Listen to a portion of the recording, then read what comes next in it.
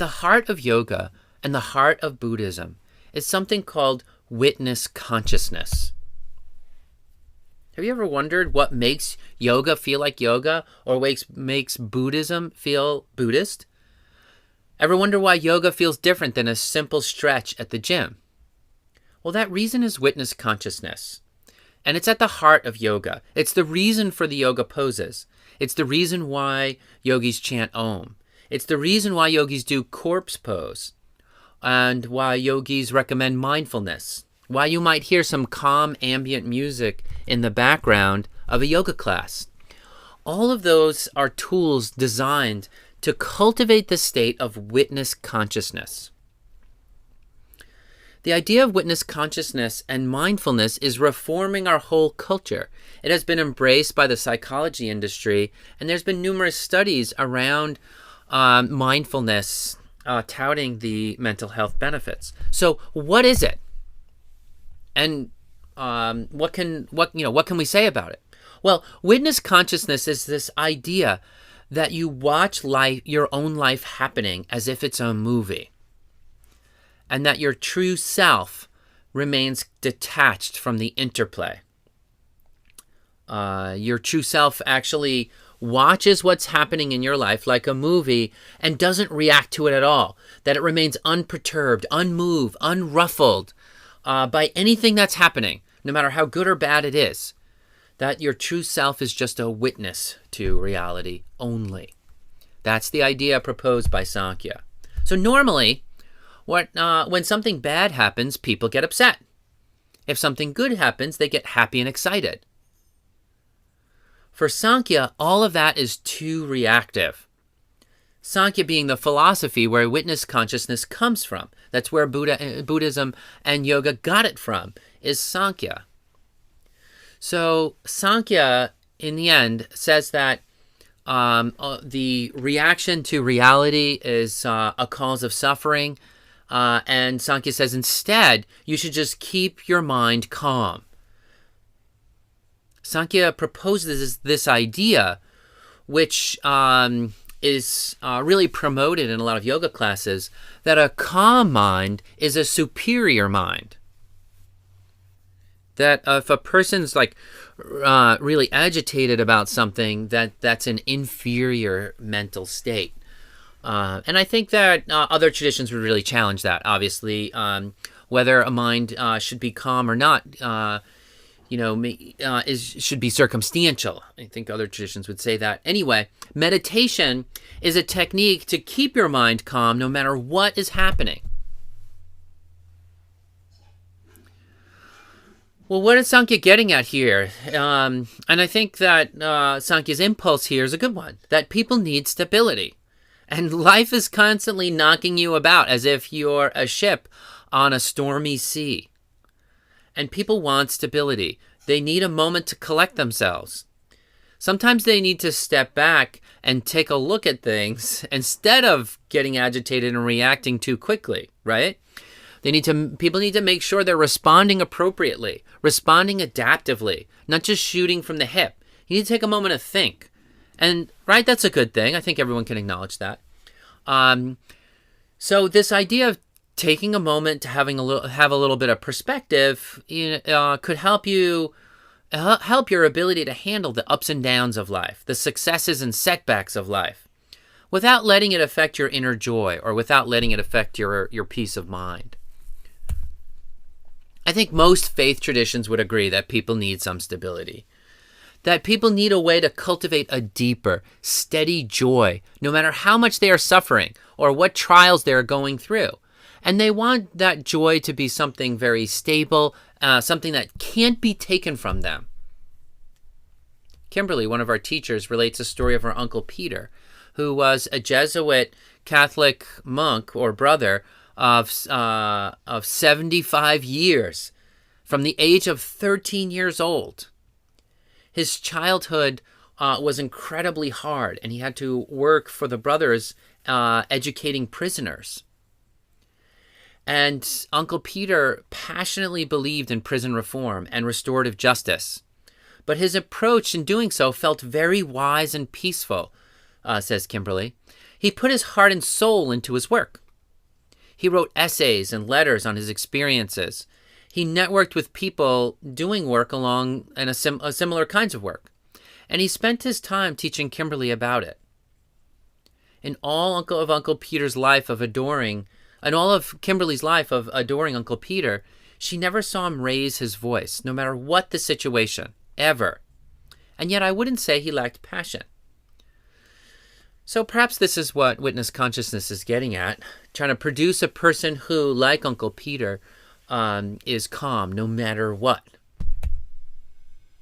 And the question I propose to that is, what was the source or special ingredient behind Uncle Peter's unwavering goodness? So according to Sankhya, Peter's ability to be calm comes from detaching himself from the drama of life and just watching it. What about you? Where do you think Uncle Peter's calm demeanor came from? Where do you think his passion to help others came from? Is passion compatible with witness consciousness at all? Did Uncle Peter's calmness come from Uncle Peter's detachment? Anyways, Sankhya says the true self is just a witness, that the body and mind of an individual is an illusion, along with the whole of reality. And since reality is an illusion, you can overcome suffering by simply watching it. You can kind of numb yourself to it, because the illusion doesn't matter anyway. That it's just karma playing itself out in the grand scheme of things. So the state of witness consciousness is basically the state of moksha, which is Sankhya's idea of spiritual advancement, Sankhya's idea of the liberated soul. And here I put a picture of a yogi in the state of samadhi, or attempting to be in the state of samadhi. We can't really know if he's in it or not. But it's considered to be this moksha or liberation, to just be a watcher, is considered to be the ultimate state of being and the goal of the soul, according to Sankhya. It's basically the model of supreme consciousness in Sankhya.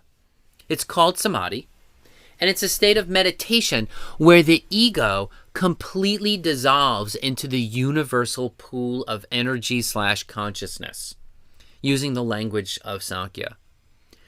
And you're supposed to cultivate this state. You're supposed to try to remain in this state. Of course, very few people have the time to remain in this state of awareness all the time. And so some gurus will say, okay, well, you can dip into it, but it's nearly impossible to stay there. But the truly enlightened individuals, and it's very rare, would conform to Sankhya's model and remain in this state of moksha, this state of witness consciousness forever. All right, so the benefits of witness consciousness is that you get to study life, you get to study yourself. You can evaluate phenomena objectively without your emotions getting in the way. You can live life in peace, undisturbed, no matter what happens to you. Also, this state of just watching is touted as a state of receptivity, as a state of being open-minded. And to some people, that's a good thing. What about the critics? What would they say? Well, the first question that I think would come up, actually it's the question that comes up for me, is that is love still possible when a person is just a witness? If a person's just a watcher and doesn't engage or doesn't interact, can they still love? If the self is unperturbed, undisturbed, unruffled, unmoved by anything, can it be pleased? Does a person in such a state actually enjoy anything? Can a person in this state actually form personal relationships? If you're just a watcher, if you're just a student in the ivory tower, can you form personal relationships? Or is witness consciousness just super impersonal? Next question. What would it be like to be married to a person who remained in the state of witness consciousness all the time? Or cultivated that as a lifestyle? Or believed in that as the supreme spiritual model for transformation? That such a spouse, I can imagine, wouldn't really be there in the deepest part of themselves. If they're just watching, are they really with you? And spouses already have a hard enough time being together because they're consumed by TV, phones, work, etc. There's so many distractions in life. Do we want them to just step back from it all and watch it only? So for a moment or two, getting perspective is a tremendous benefit. And, taking some time out to get some perspective, I think Ayurveda would say hugely beneficial. But as a lifestyle choice, witness consciousness keeps the most intimate, interior part of yourself separate from everything. And that leads me to this question. When I think of the Buddha sitting alone in meditation perpetually with his eyes closed, I just wonder, is that Buddha uniting with all of reality, or is that Buddha keeping himself separate from all reality? Yoga, the word itself, means union. And I have that question, does witness consciousness, the central technique of yoga, advance or detract from that purpose? So a movie that I saw a few years ago that I really enjoyed called Song of the Sea. And in the Song of the Sea, there's a character called Matcha, who is an owl god that tries to help her son cope with the death of his wife by numbing his grief. So the son was just consumed with grief over the death of his wife, and Matcha says, I'm going to cure your suffering by numbing your grief. So she steals his emotions and turns him into stone. And then she starts doing this for other people, and ends up this villainous character, because her good intentions ultimately end up turning a bunch of people to stone and destroying all meaning and all art in the world. And so there's this sort of epic, tension there between Matcha's good intentions and the hero of the story. And I think as a movie, it's a good movie to see a sort of opposite model of Sankhya. Let's talk about this idea of a calm mind being a holier mind. Just think about that for a second. Are calm people holier than active people? What about a person like Uncle Peter, who was actively helping others in prison reform? What even about a warrior who's fighting for a good cause? I think of people doing protests for causes they believe in. Are calm people holier than them? Or are calm people failing in their duty to react and respond? And then again, what was the best part of Uncle Peter's character? I know Uncle Peter was calm, but was that the best part of Uncle Peter's character, that he was calm or that he was passionate when helping people? And, passion and calm kind of can come together too. They're not always mutually exclusive.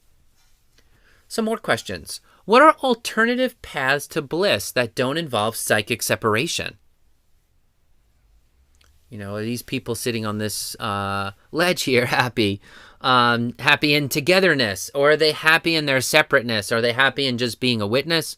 Or are they happy in holding each other? Is there a way to participate, to feel, to be moved by reality, to be moved by the real drama of reality, and also to stay connected to it, but still have joy? So I think other traditions attempt to solve this problem of suffering in the world in very different ways. One example that is an opposite to just being a witness to reality is being in love, right? A person who's in love is not just watching, but totally connected. They're outside of themselves. And they, love brings you totally outside of yourself, and it totally directs you to the other. It totally directs you to the beloved. And then you connect with the beloved in this radical way where you kind of lose yourself in it, and you're not just a watcher, but you are a participant. In some ways, being in love, to me, seems like the opposite of witness consciousness. Because a lover invites us out of our lonely castle, out of our ivory tower. Actually, a lover brings us out of our meditation, and that can be a real refreshing relief. Following your heart in general is somewhat opposite to being a detached eye, or a detached watcher, or a detached witness. There are numerous other faith traditions that say trusting God's love is what allows you to feel and experience life's ups and downs, while still having that inner joy. That trusting God's love allows you to jump into reality and wrestle with it, but knowing in the end that it will be okay.